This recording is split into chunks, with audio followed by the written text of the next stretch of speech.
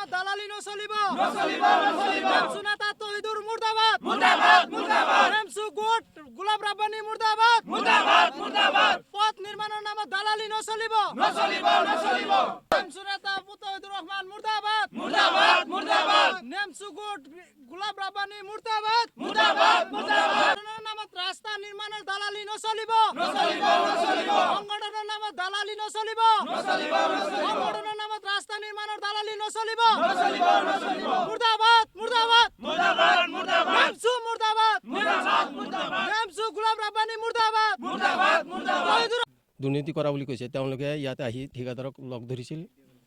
ঠিকাদাৰক কৈছিল যে কিবা পইচা পাতি কথা কৈছিল, তেওঁ অমান্তি হোৱাত তেওঁ আকৌ বিটু পৰিছে। গতিকে ৰাইজেতো বিটু পৰা নাই, তেওঁ সংগঠনৰ ল'ৰা। গতিকে তেওঁৰ কথাত আমি ৰাইজে নামানো। আমাৰ কথা হ'ল ৰাস্তাটো হৈছে ভাল আৰু কামো ভাল হৈছে। ইটাবিলাক আমি দেখিছোঁ, ৰাইজেও দেখিছে। ইটাবিলাক 1 নম্বৰ ইটা ৰোলাৰ কৰিছে, চেনকেবল পলাইছে, তাৰপিছত পানীও মাৰিছে আৰু লেবাৰৰ কাম কৰি আছে, আমি সকলোৱে দেখি আছোঁ। গতিকে এইটো ৰাস্তাত সিহঁতে যদি কিবা দুৰ্নীতি আছে ঠিকাদাৰক ক'ব লাগিছিল বা ডিপাৰ্টমেণ্টক ক'ব লাগিছিল।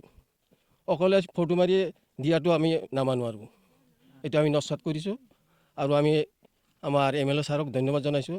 ইমান দিনে পৰি থকা ৰাস্তাটো আমাক কৰি দিলা, তেওঁক আন্তৰিকে ধন্যবাদ জনাইছোঁ। এইটো এটা চক্ৰান্ত হৈ আছিল, তেওঁ পইচা খোজাৰ কাৰণে।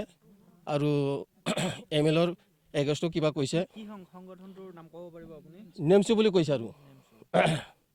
গতিকে এইটো আমি নাজানো, তেওঁ খোজা বুলি শুনিছোঁ আৰু।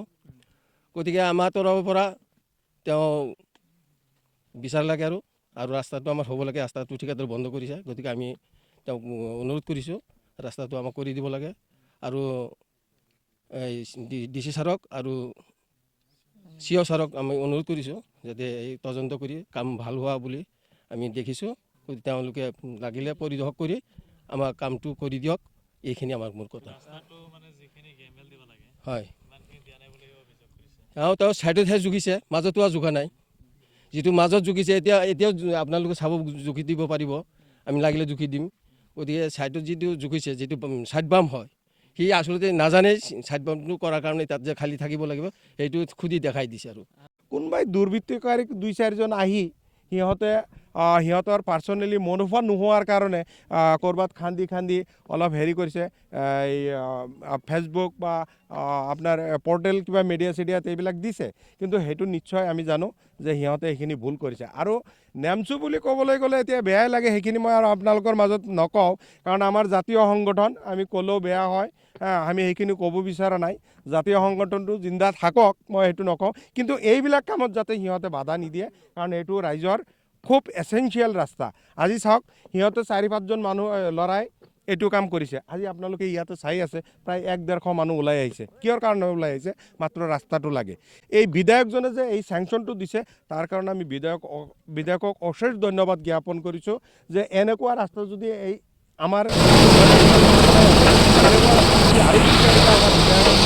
আমি কওঁ যে নেমচু, আমচু আৰু যিটো মোটা কোনোবা আছে বা আঁচু কোনোবা যদি আছে, সিহঁতক মাতি আনি সিহঁতক ভৰিত লৈ কাম কৰাই লওক।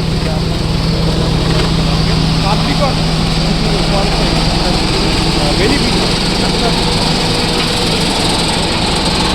কোনো ধৰণৰ পেপাৰ পত্ৰিকাত এইবিলাক লিখা মেলা কৰিব নালাগে।